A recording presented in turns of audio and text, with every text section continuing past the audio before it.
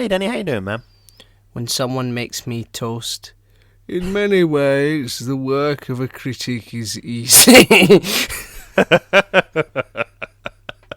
Oh, I always forget who voices Anton Ego, but it's such a wonderful voice. It's gorgeous. It's like yeah. golden syrup on a warm summer's day.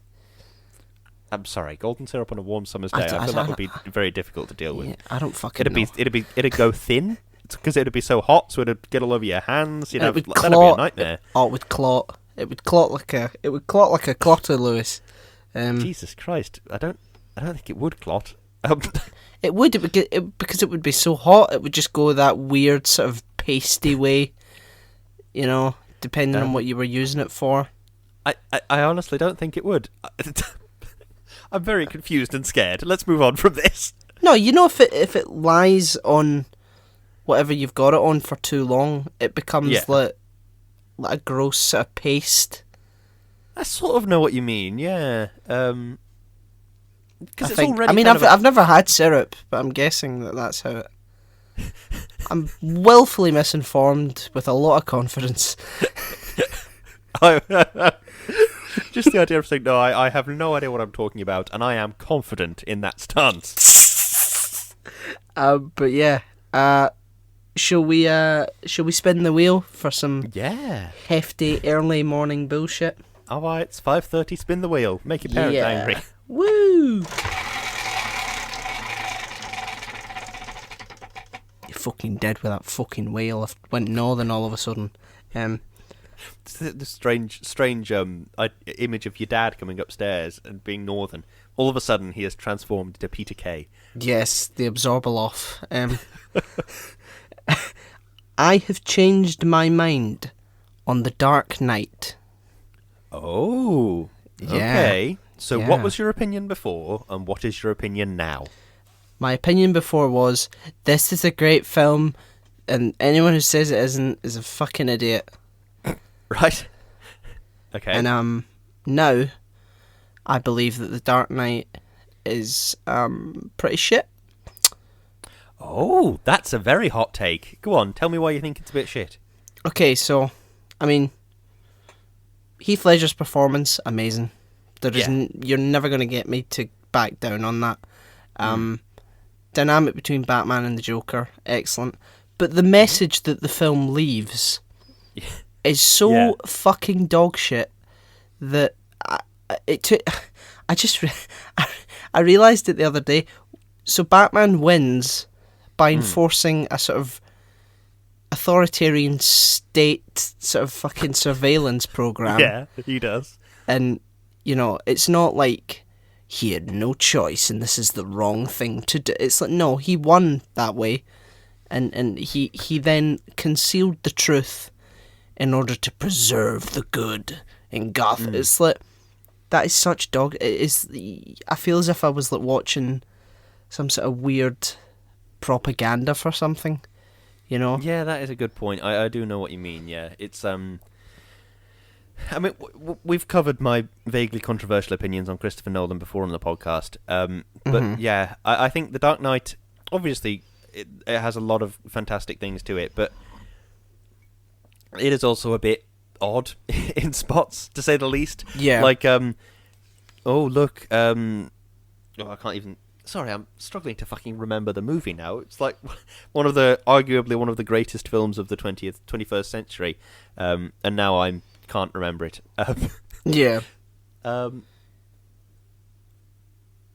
What it is it's entirely like pro-establishment.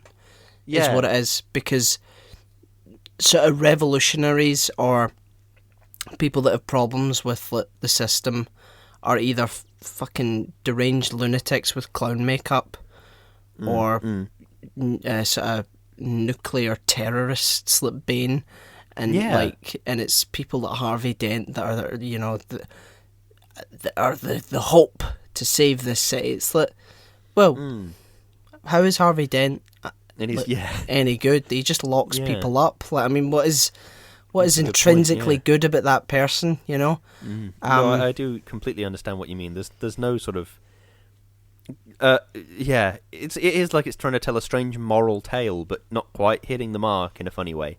Yeah, and it's amazing how like the when you remember the sort of time period, and how like with like the Bush administration and stuff like that, like you think that would be an opportunity to critique some of the ridiculous policies that were coming out of his administration. You've got like Occupy Wall Street when The Dark Knight Rises came out, and it's like it's not the people in Wall Street that are at fault. It's the horrible protesters that dare to go, take a stand against corrupt. It's like it's really weird, and it's very it feels very propagandistic to me.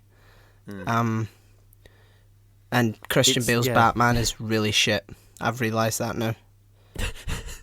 I know what you mean. Yeah, his voice is so fucking stupid. It's unbelievable. Yeah, he's sort of this this ubermensch that does no wrong. It's very sort of like weird. Christian Bale's Batman. I think.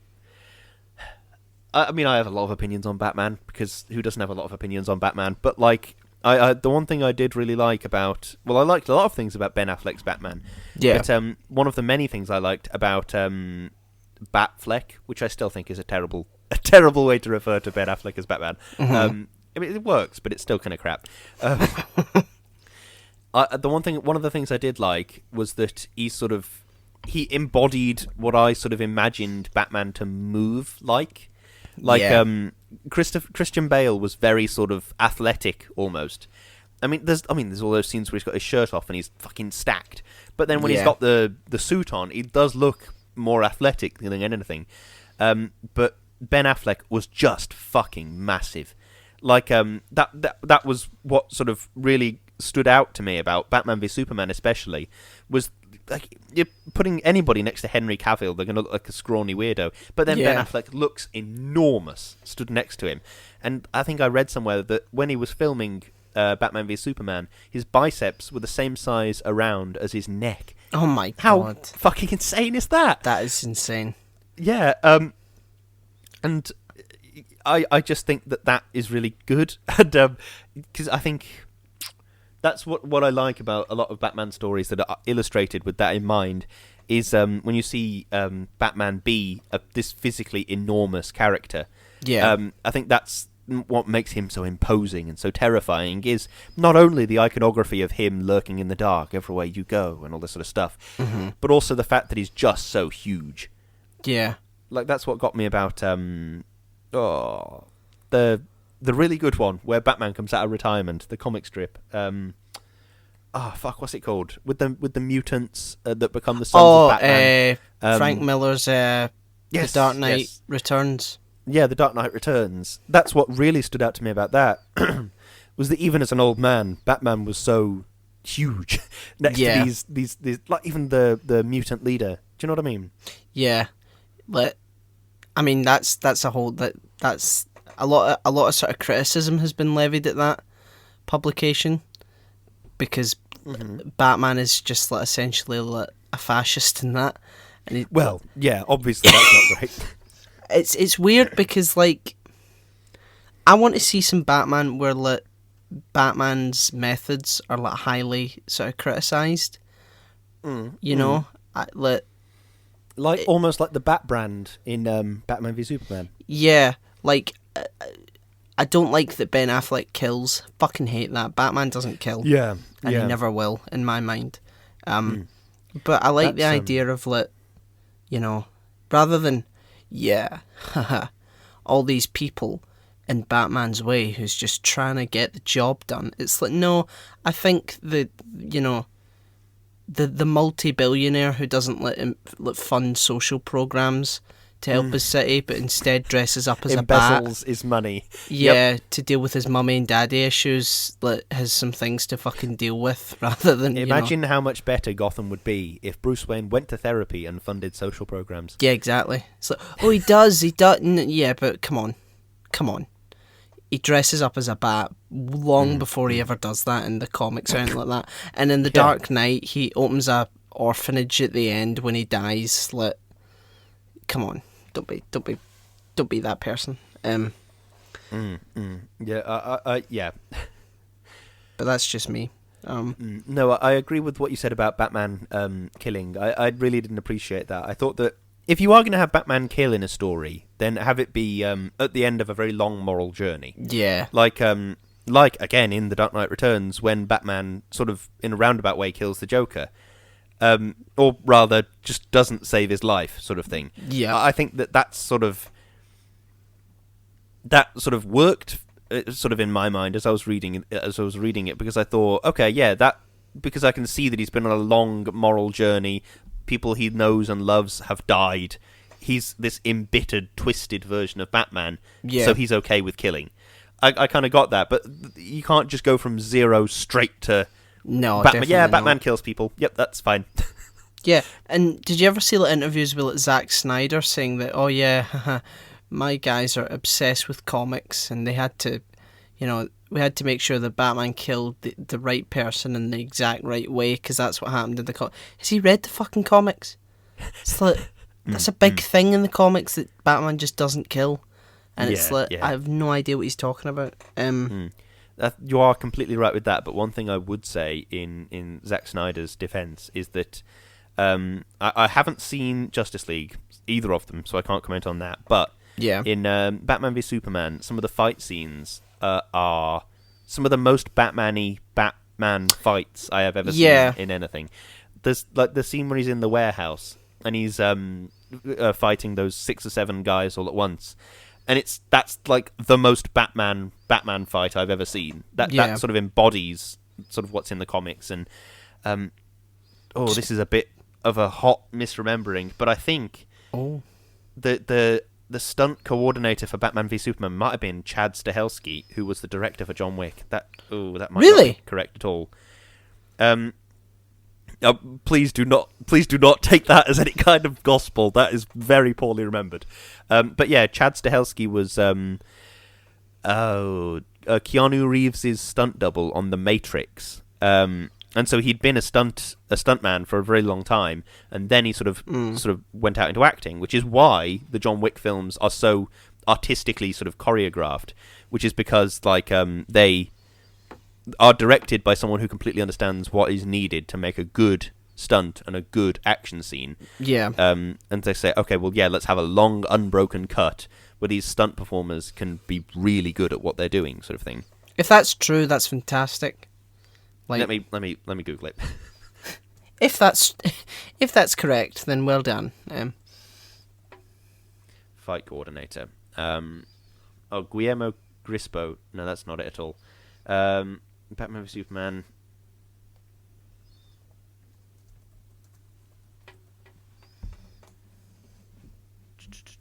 Oh, here we go. American stuntman and film director. He handled the second unit directing and stunts of Birds of Prey. No, okay, I was wrong. Oh, fuck.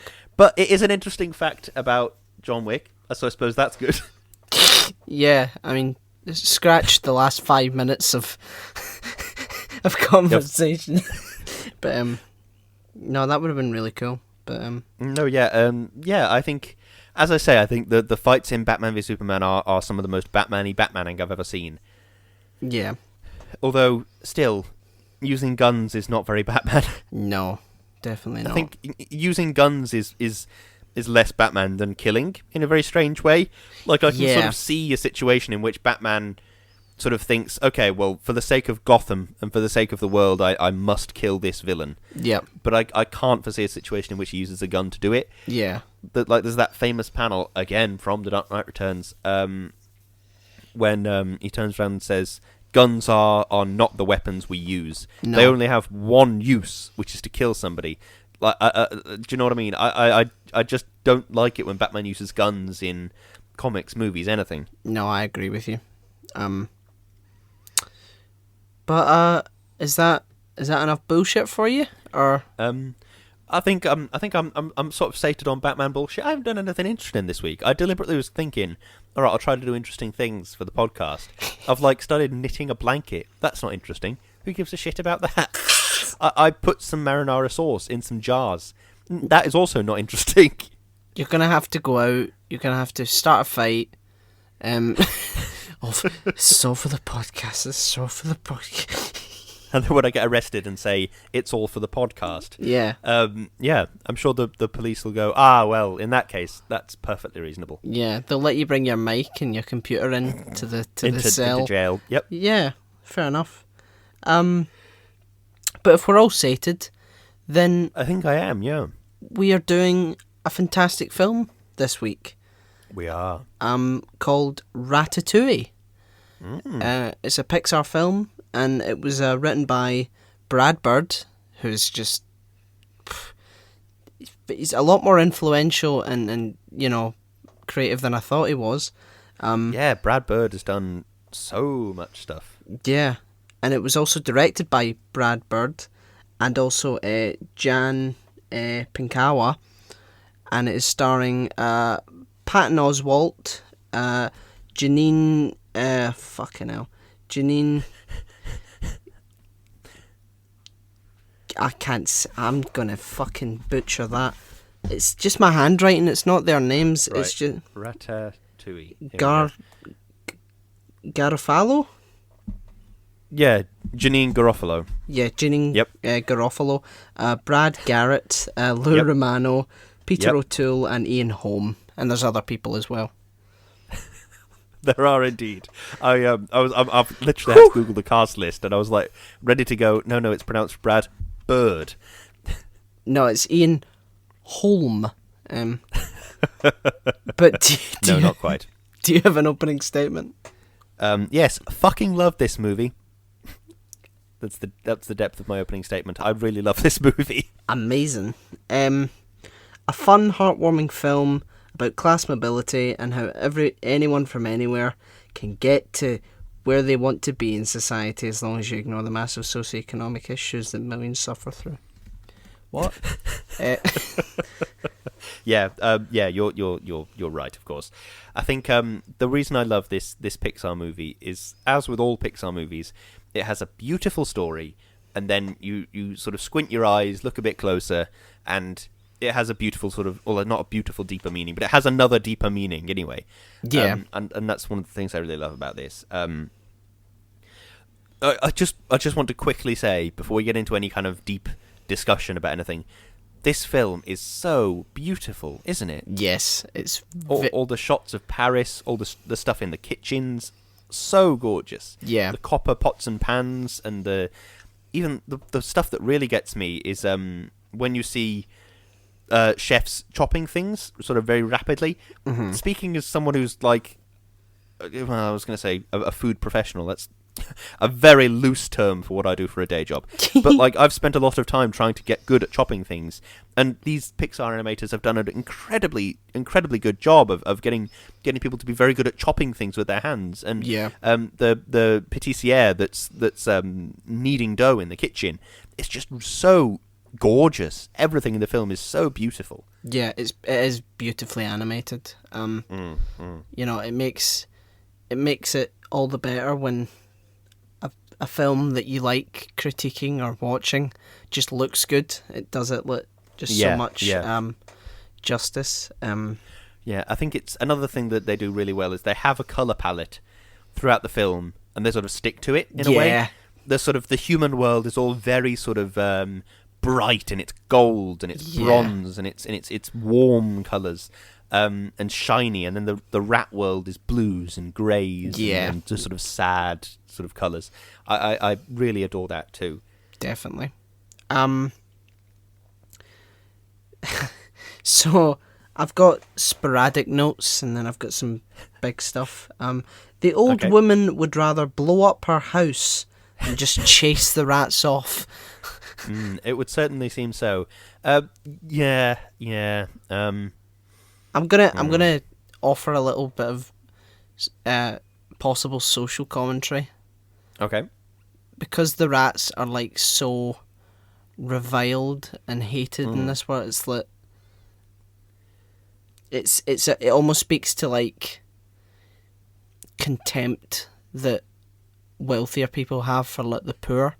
Almost. Yeah. I know what you mean. Like resources can be like replaced, but you know, how dare these scroungers try and, you know, get up in life. So I'm happy to sort of, you know, destroy whatever they're trying to get, as long as they don't get it. It's really quite... Yeah. I'm sure that wasn't the thought when it was being made, but it was hard to ignore when you look at...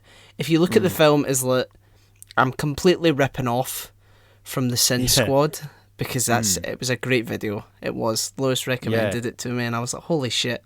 It's like, you could tell that it was about class, but then it was like, no, I'm going to go even deeper. But if you look at the rats... real intense about it. If you look at the rats as like the poor, and the humans as like the bourgeois, then it's like, it makes it it makes it for a much more interesting sort of watch. Jesus Christ, I'm choking. But yeah. No, I think you are completely right about there's situations where it's like, well, we're meant to be glad that Remy is sort of survived long enough to work in a kitchen, but it's like, well, at the very worst attempts of the upper classes, as it were, that were trying to get him to not be able to be in a kitchen, to not get him to be able to be... I mean, obviously, I know in real life you can't have a rat in a kitchen, but like, no. I understand that in this world of hyper-intelligent rats that understand cooking, it is a weirdly... it is a metaphor for class mobility at the core of it all. I completely agree with you. It's... Even at the beginning, like, Remy has the same sort of, like, yeah, anyone can cook, but not everyone should. Like, there's that sort of almost like programmed, like, sort of faux elitism, even though he's still a rat and he doesn't have, like, it's like so ingrained, this sort of stay in your lane, stay in your station, you know, from birth. That's really quite eerie. He's indoctrinated in the sort of worst possible way, and it's the kind of thing you do see in sort of real life as well. You see sort of people that might be sort of disadvantaged in some way, and they preach quite right-wing economic things, and it's like, I don't get it. But then you sort of think, okay, well, it's the sort of, I mean, we're on another capitalist rant, but it's the sort of nature of capitalism that it needs to sort of self-indoctrinate to go forwards. That's like, no, it's right that these 10 people in America have more money than the rest of the entire world combined. That's right, and you should be thankful that they have so much money. Yep. It's like, I remember seeing on Instagram ages ago now, it was one of these rise and grind accounts, which I fucking loathe. Speaking as a freelance professional, strictly in only the most literal sense of the word, I hate these sort of rise and grind sort of accounts where it's like, okay, get up and realise your life's potential. Yeah. You can do it. Work for nothing, because one day you'll work for everything. It's like, no, maybe we should advocate for good working conditions and fair pay. Exactly. Maybe that would be a sort of more sensible thing. But the post I saw was, I think it was an example of Elon Musk and Jeff Bezos and the amount of money that they had both invested into space travel and clean energy. Mm-hmm. And the caption said something like, how lucky are we to have all of the money in the world be with these people that, like, really want to further the cause of space travel and clean energy. And I remember thinking, wouldn't we be luckier if they were using that money to stop children dying of hunger? Exactly. Wouldn't do you know what I mean? I don't really want to count on the sort of, like... on the charity of billionaires. Yeah, exactly. But the promise of, like, working hard and then getting to, like, the top of the system is the same way that, like, lottery companies, like, advertise, like, scratch cards. It's like, it's not designed so that everyone can become a millionaire. It's purposely designed to make you think that anyone can get there. Yeah, it's a for-profit company at the end of the day. It's like very few will ever get to that point, and that's the point. It's like the people that do get there will do the work for the system and tell other people, all you have to do is work hard and you'll get there. Like, just ignoring the complete and utter massive chunks of debris in the form of socioeconomic issues that just people have to fucking wade their way through. And it's like, well, you know, that person just might not have worked hard, or they're just lazy. It's like fucking disgusting how that is like an acceptable excuse for not being a millionaire. It's like, you're just lazy then, aren't you? It's like, fucking hell. pull yourself up by your bootstraps. I'm sorry, what? Yeah, what are bootstraps? It's ridiculous, yeah. Yeah, well, that's a good point. What are bootstraps? You know, my favourite thing about that expression is that it was originally coined as a term meant to mean something that was impossible. Because the idea is, pull yourself up by your bootstraps. Well, are you going to start levitating? If you grab your boots and pull, will you start floating in the air? That's why... It's something that's impossible. And now it's coined as a term of, well, you just got to get out there and get working. Yeah. Hate that. It works really well, actually, now that you've said that. Yeah. Because, like, people are still trying it, despite the fact that it is incredibly difficult and literally meant as a very sort of narrow path that some people can sort of find their way to succeed. Yeah. But yeah. It's also worth noting, like, the characters that do work their way up from nothing and become sort of, I was going to say famous chefs, that's not the right word, very accomplished chefs, are Colette, who is a brilliant character, I adore Colette, and Linguini, who I also adore. Linguini, it could be argued, only got into that world because his father was Cousteau. It could be argued that because he's not a talented chef by any meaning of the word. No. So the only way he got into that world was through his bloodlines, essentially. Yeah. Isn't that just horrifically fucked up? Yeah. Do you know what I mean? And Colette, she does appear to have got into the world through like sort of sheer hard work and sort of grafting and grit. And that's something I really do appreciate. And I think the aesthetics of her character are very well designed as well. Like, her features are quite sort of sharp and pointed, almost like a rat's. Yeah. Like, it's like she has worked her way up from being a rat to being a human in this world. And maybe I'm reading a bit too much into a design choice for a character there, but you know, I do really like it. I think the writing sort of hits the nail on the head, especially with Colette when she says that there are very few women in this industry and I've worked my way. Do you know what I found really interesting when I was thinking about it? I thought, wait a minute. Historically, is a sort of misogynistic way to sort of like constrain women through gender roles. It's like stay at home, work in the kitchen, cook and clean. And yet, when there's a profession that is centred around cooking, I fucking know. It's still male-centric, like, completely.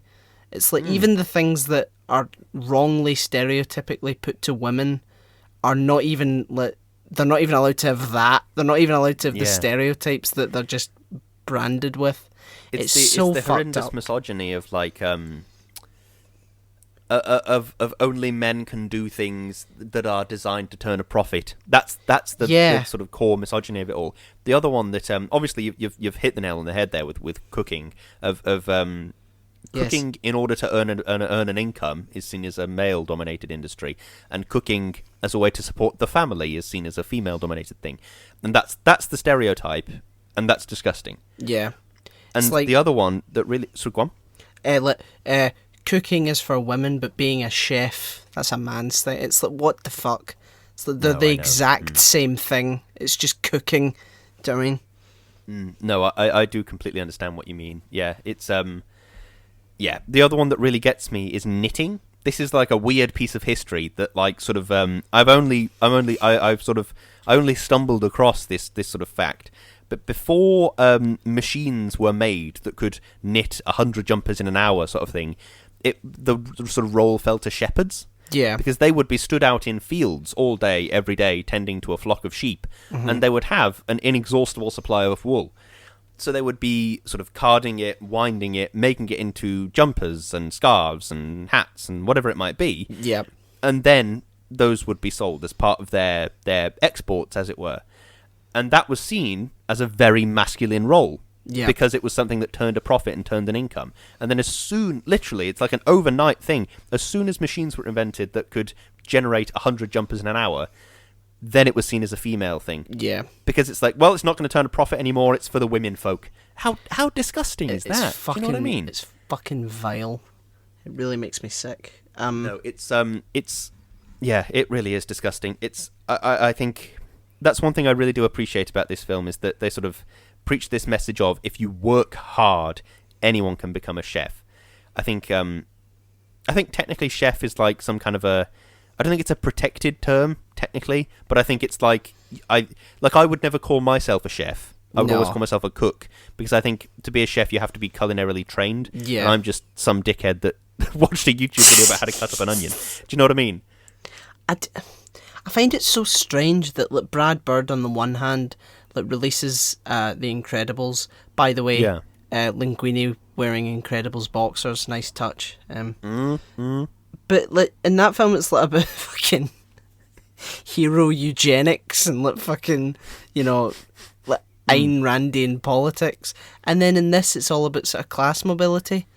Yeah. Which is either like the biggest compliment to him as a writer who explores sort of different ideas, or maybe he just sort of accidentally did that, which I don't think to be the case at all. No, I don't think it's accidental so much. I think it's a lot of the Pixar films, all of them really. The first one is tackles some unbelievably huge issue. I can't think of any other Pixar movies. There's been like a fucking million of them, and I can't think of any of them. Yeah. Like WALL-E. WALL-E tackles the massive issue of pollution. Yes. And how it's like, well, if there's even hope for a better future, we should strive for it, and all this sort of stuff. And a lot of these movies do have such a powerful sort of message, the Pixar movies. I love them. Yeah. On a side note about WALL-E, I saw this really interesting thing about like gender and stuff like that. And it was have you ever seen the film WALL-E? And someone says, yes. What gender is WALL-E? Oh, it's a he. Okay, what gender is Eve? She's a she. Why? And they slowly sort of began to realise that gender is not like what's in your sort of genetics. It's entirely how you present yourself. Yeah, yeah. Because they're just robots. It's and yet we attribute fucking he and she to them. It's so fucking weird. Do you know what I mean? I just had to add that in there though. No, that's a really good point. Yeah, it's even when they're not really trying, even when it's just a little bit of gentle world building, they make elegant, very refined points about gender. Do you know what I mean? How great is that? It's really cool. Anton Ego has a great voice and an even better typewriter.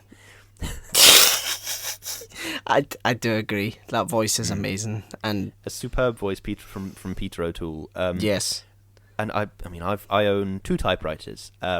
I love using them both, and it's weirdly nice to see a typewriter in a movie. It's this is like perhaps the most niche interest I have, but it's sort of quite nice to see a typewriter in a movie and be like, oh yeah, you can physically see the hammers rising and falling. You can hear the clacking against the sort of I've forgotten what it's called. The sort of the type bar. You can hear I love that. That's great. Yeah, definitely. I love a good typewriter. I've never had one, but I've always wanted one. I don't have the patience though to sort of get in and like, oh fuck, the paper's stuck or something like that. You know that way. It's like more a well-maintained one. You won't get paper stuck or anything. It's the thing that I think is quite liberating about typewriters is because they are completely manual. You're forced to maintain a very specific pace. Yeah, like you can't type incredibly quickly like I can on a keyboard. You have to sort of maintain the same pace, whatever that pace may be. You have to maintain it, and I think that's quite, especially for creative writing, I find that quite useful because it's like it gives you a chance to think. Yeah, exactly. But yeah, I one of my typewriters my wife got me for my 19th Christmas. I was going to say 19th birthday, but I think it was for Christmas that year. All right. And the other one I salvaged from a charity shop. It has like a custom. I can't fucking remember the name of it. It's not platen. It's the top bit, the bit where you pull the lever and slide it across to the side. Yeah. That bit. It has a custom bit of that, which is like sort of big, designed for A1 posters and stuff. And I remember seeing it in the charity store and thinking that is ridiculous. I must have it. So I took it home and restored it, and now it more or less works. So that's nice. Well, that's fantastic. So you've got 2 typewriters all to yourself. Oh, aye. Amazing. I might have to get one now, and never use it, and allow it, have you seen my typewriter, and just use it as an aesthetic sort of fucking. So all these books, haven't read a fucking single one. No. No, I know what you mean about the books. It's we in our house we have about 1,000 books in total, and it's quite a strange thing because like we have 2 big bookcases. I don't know what height they are, maybe 7 feet. I don't really know. But they're big bookcases and they are full of books. Yep. And we have like another small one there, also full of books. And we have shelves upstairs full of books. And I'm in the utility room at the minute, and there's a box over to my side full of books that we haven't unpacked yet because we don't have another bookcase for them. And so we have this insane amount of books, and it's like, well, I don't read them all the time, but it's just nice to be surrounded by books. Yeah, definitely. I think there is something to be said for just like, oh yeah, it's just nice to have books nearby. It's just nice to have a typewriter nearby. Yeah. And you've also got the 2 huge shelves behind your couch. You know, the 2 huge bookcases behind. Yes, if you haven't seen my living room, that is wallpaper. It's quite strange. If you haven't seen my living room, as if it's lit for for everyone to see. If you haven't seen the art of my living room, no, yeah. When we first came to see the house, we obviously, I mean, you look in every room, and we looked in the living room, and Chloe and I both went, "We'll take that wallpaper down." And now we're actually been in the house for a while. We actually quite like it. It's kind of grown on us. We think, oh, that's quite nice. I quite like it. So it's staying up for now, at the very least. Quite right.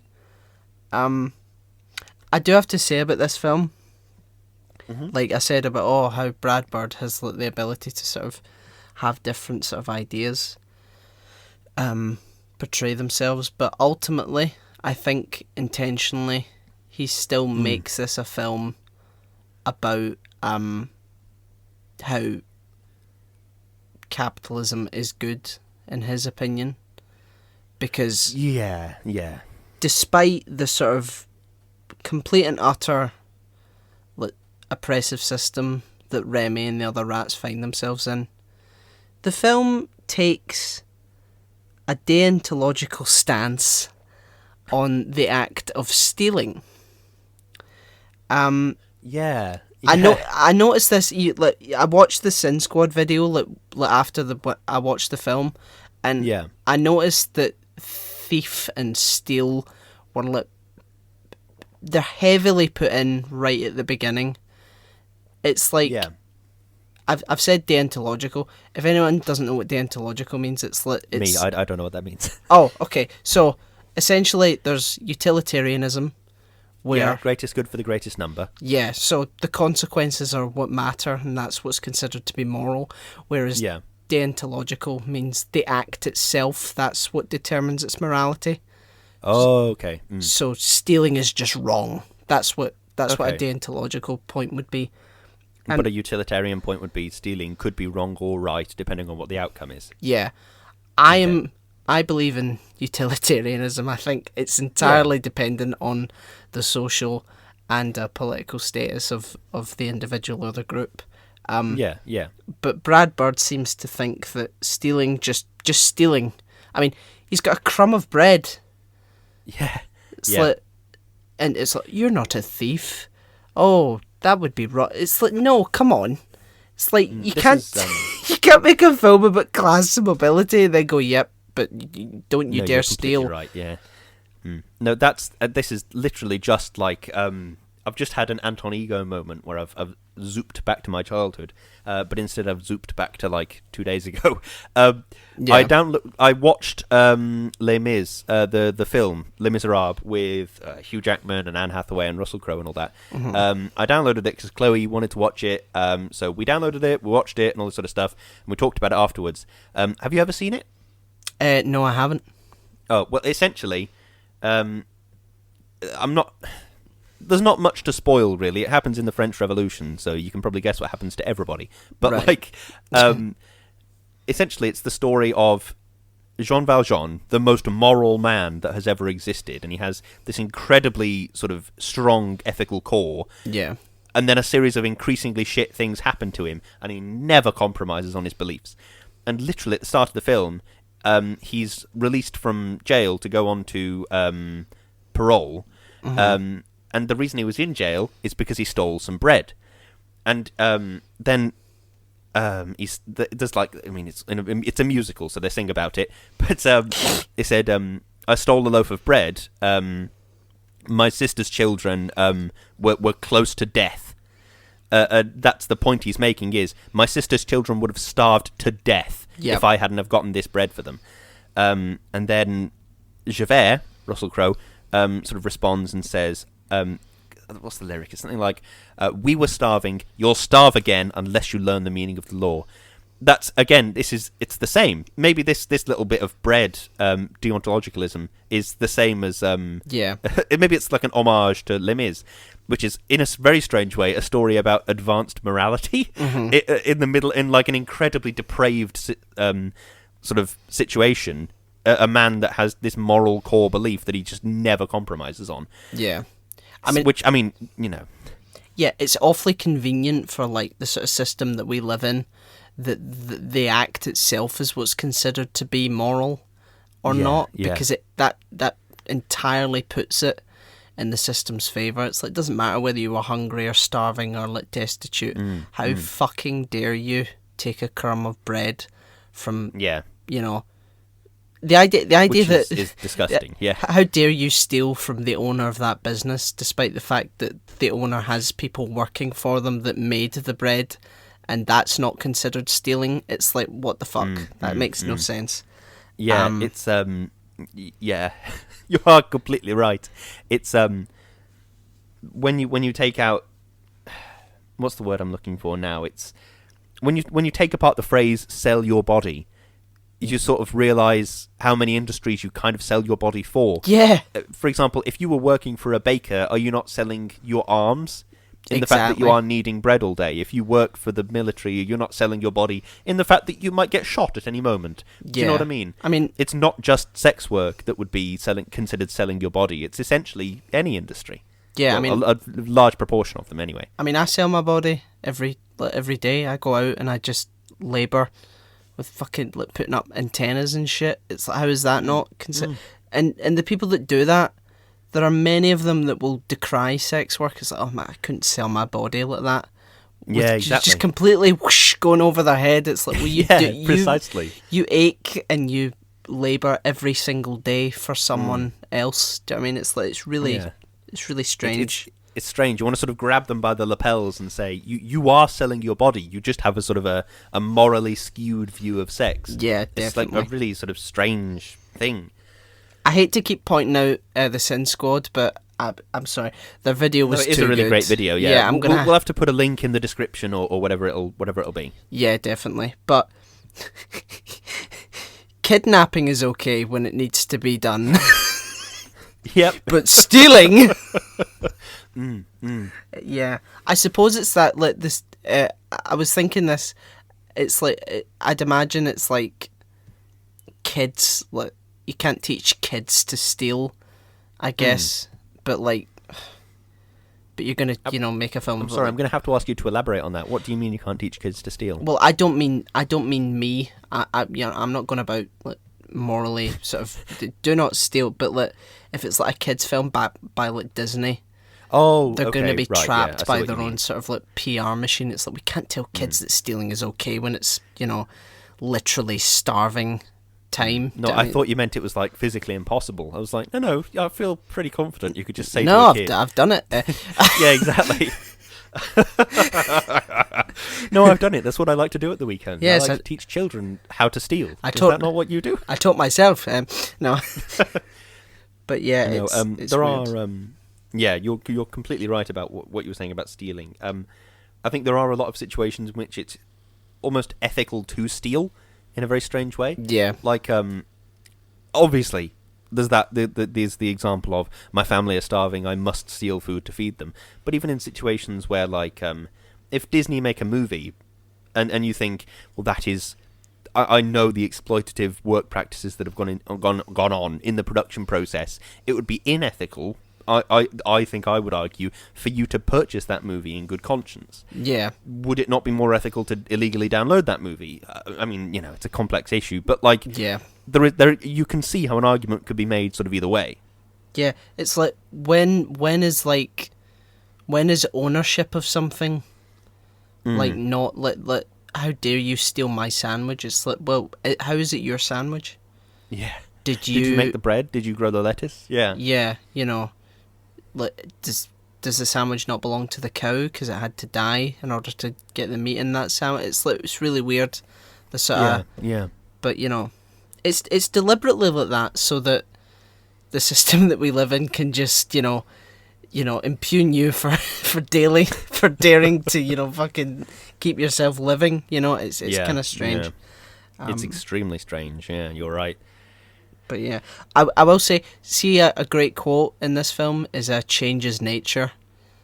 That's a great fucking right, quote. Yeah. I love that quote.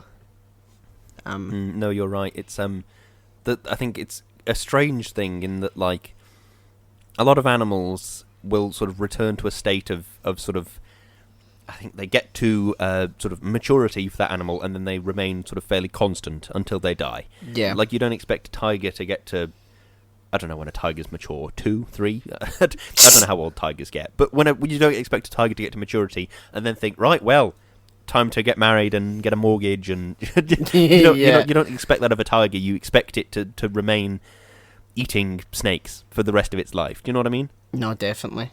I'm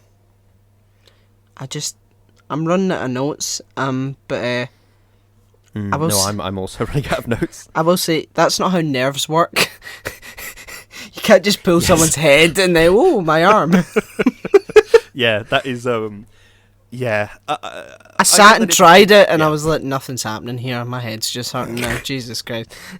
Maybe he's got like some kind of nerve thing where that is how his nerves work. Maybe. I mean, it's a big maybe. It's a big fucking coincidence, is it not? It's like the chances of that. This movie, it does a brilliant job at balancing tension, I think. Yes. There's a lot of really good sort of tension sort of balance throughout. There's parts where strangely, some of the tensest moments I found were bits when I saw a dish leaving the kitchen, and I thought, that's got the sauce on it. That can't go out into the foyer. Yeah, that has definitely. to be. And then the chef is running after it, and do you know what I mean? Yeah, it's a strange thing with these Pixar films because they make you feel like every emotion under the sun. Yes, it's a unique sort of talent that these films have. Despite whatever their political messages are, it's like you can just feel everything. DreamWorks films as well. I watched Megamind the other day again. Isn't Megamind? I would argue Megamind is one of the greatest films of the 21st century. It's such a good film. It is incredible. It's so it's so funny and so yeah. And how this is going to sound like I'm reaching a bit here, but like it sort of deals with the concept of incels in a really weird way. Yeah. Like, it sort of deals like how Titan, like he's like, no, I'm now perfect. Why don't you love me? Why don't you want to be with me? Sort of thing. And he takes it out on Roxy.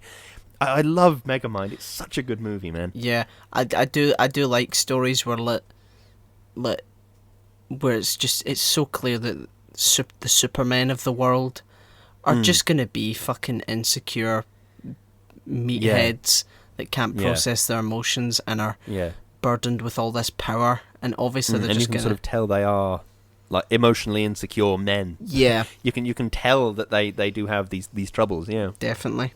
It's a good. We should do that at some point, or have we? Definitely should do Megamind. Because I was thinking about it the other day. Have we done Megamind? No, I don't think we've done Megamind. We should do Megamind at some. We should do a lot of things though. we really should. This is extremely true. Yeah. I will just say this is my last note. I did a short film about working in a kitchen, and like yes, I remember that. Yeah, it's not out yet. Oh no, I remember you saying you worked on it. I mean, yeah. I hope that gets done because of COVID and all that. But but like apparently because it was real chefs that had wrote the script, and that worked Wow. in that, and it's apparently true. The sort of really toxic nature of like a kitchen, like the head chef is like really aggressive, and like it's not just exaggerated for like Gordon Ramsay's TV shows. It's actually like that.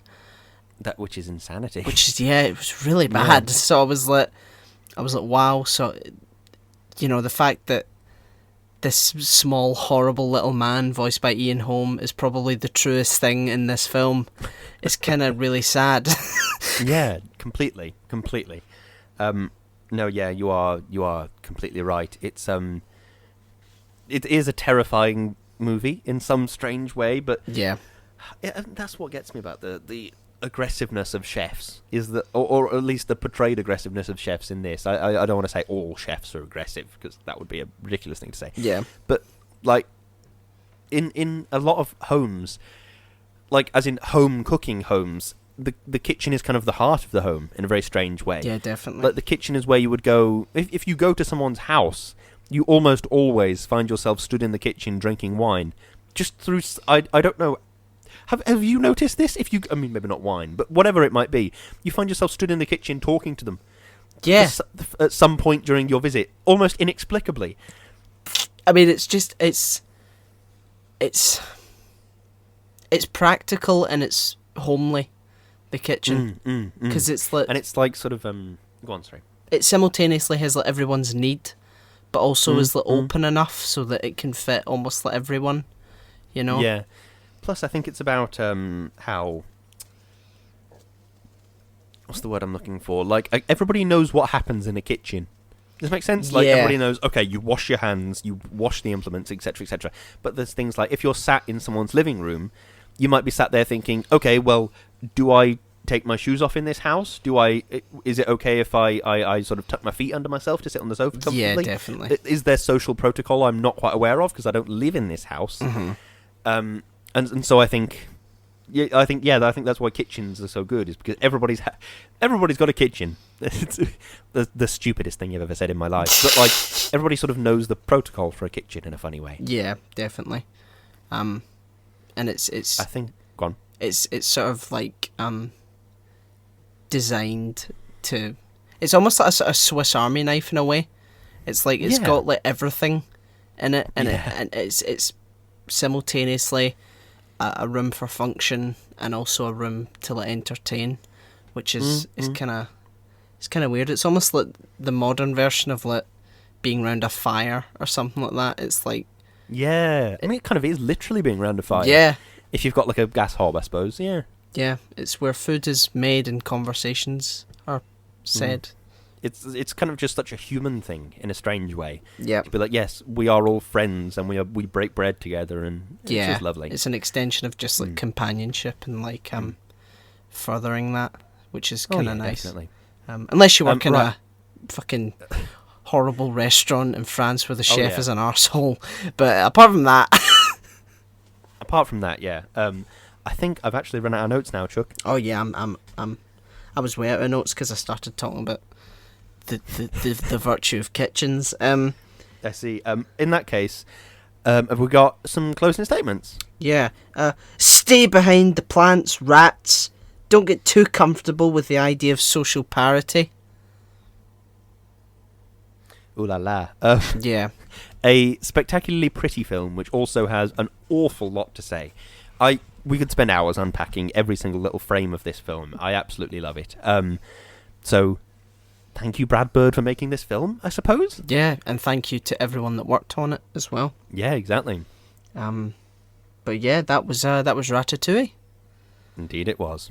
So we criticised capitalism for an hour. Shall we do some capitalism? Yeah, I think that's right. Yeah, it's only fair. Yeah. We have link trees. We do. And I'll start with Lewis's. Lewis's link tree is linktr.ee/Lewis_Brindley. Mine is linktr.ee/Ohiram. And the podcast's is linktr.ee/Shouting Into the Void. So go check them out. Indeed. Oh, I feel good about that. Nice one. We have a PayPal donate button, so anything you can spare, anything at all, would be greatly appreciated. We know that these are trying times, but it'd be just, whatever you can. We also have Patreon, and we want to thank our wonderful, wonderful patrons for keeping this podcast afloat, keeping us going, amazing. Chloe. Thank you. Darius. Thank you. Sophie. Thank you. Peter. Thank you. Aditya. Thank you. Richard. Thank you. Natalie. Thank you. And Dougie. Thank you, one and all. You help us to make this show that we absolutely adore making, so thank you very much for doing that. We love making this show. I love being able to talk about Ratatouille at great length. So thank you very much for allowing us to talk about films for ages. It means the world to know we've got your support. Absolutely. We also have merch on Teespring and Redbubble, so go over there, see what you like, see what you don't, and treat yourself. Indeed. Yes. Now we have 2 fantastic adverts for you to listen to.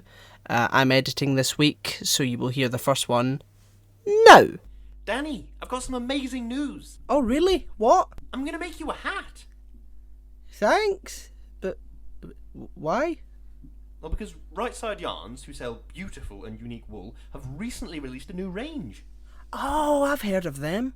Aren't they that fantastic Scottish business that sells high-quality hand-dyed products perfect for crafting with? They certainly are, and they're sponsoring the show. Really?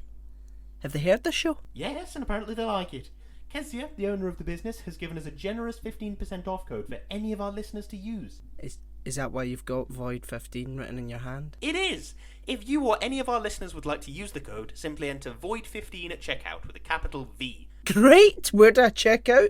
You can go to their website at rightsideyarns.co.uk or check them out on Instagram at Kezia_rightsideyarns. Fantastic! This hat you're making me better be good. Oh, beautiful. That is superb. Possibly the best advert ever. Oh, really? Well, wait until you hear this banger. You'll hear it now. Do you know what my favourite part of recording the podcast is, Danny? Is it talking to me about movies and stuff?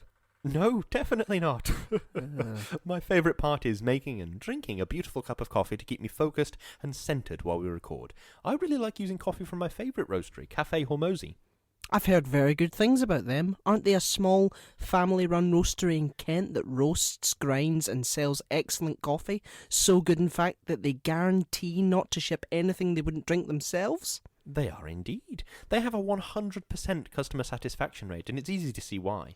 I'm currently drinking a mug of their house blend, and it's delicious, it's rich, it's nutty, and it's earthy, just how you'd want it to be. That sounds good. I'll have to go to hormozy.co.uk, that's Hormozy, and pick up a bag with 5% off using our Shouting Into the Void discount code SITV5. That sounds like a great shout. I'd personally recommend their Vietnam White Dragon Origin coffee. It's delicious, and just like all of their coffee, it's great value too. Great! Now can we go talk about movies? No, this cup of coffee's far too good. I've got tears in my eyes, Lewis. Me too. I have tears on my face. I have tears on my lap. Tears I'm drowning in a sea of tears. Yeah. And last but not least, we are partnered with another amazing company called Number 12 Crochet Avenue, and Lewis has got some wonderful things to say about them, all of which are true. Indeed, Arini. Number 12 Crochet Avenue is a wonderful company run by my wonderful wife where she crochets, and she's really good at it. I mentioned in Friday's show that she's just started a project. She has still just started the project because, the little peek behind the curtain, we record these at the same time. It's a really good account. She posts lots and lots of extremely aesthetic pictures, which I absolutely adore. So go and take a cheeky look. It's at Number 12 Crochet Avenue on Instagram. All words and letters, no punctuation, no numbers. Go and take a look. Absolutely. Well, yeah, I think that's it. Yes, but we have some news, don't we, Lewis? We do have a bit of news. So, the next episode in the podcast is the big 7-0. Indeed, it is. But we're not gonna spoil what we're gonna do for that because we have. It's gonna be an exciting surprise. Yeah, but we have 2 weeks before we get to that for reasons that are myriad and complex. So They are indeed. we're going to do some more storytelling because We are. I believe Lewis enjoyed doing it. I did, yeah. I'd like to give it a wee go, read you a wee story. And if it works, it works. We're all about experimentation here. Give it a go, see what works, see what doesn't. And so we're going to do that for the next 2 weeks. And then we're going Back to our to regularly scheduled programming. Yep, and kicking it off with Void 70. So Oh. keep your eyes peeled for that one. Go on. Quote something from the big thing we're doing for Void 70 in order to tease to any listeners that might still be listening. Okay. Fucking hell. I'll need to say some. Wow, you put me in the spot here. It's one of my favourite things to do. Whoosh. There you go. Well, that was perfect, yeah. Okay. I don't know if... Did you get that, Lewis? No, I most certainly did not. All right, well, never mind then. You'll just have to wait and see. Indeed. Thank you very much, one and all, for listening to the podcast. It is now 6:30 in the AM. I'm going to go and have a shower. I'm going to go and get started on the day. What an exciting time. Yeah. Just to say, the noise that I made, I've got something to sort of carry it on with. Okay. I would say something, but I wouldn't want to get ahead of myself. Oh! Well, okay, now I get it. Yeah. But there you go. We're doing Mary's Queen of Scots. Yeah, we are. We definitely are. But yeah, so keep your eyes peeled and we will hear you, see you, smell you, deontologically impugn you next time. Indeed we will. Thank you very much for listening. Goodbye. Goodbye.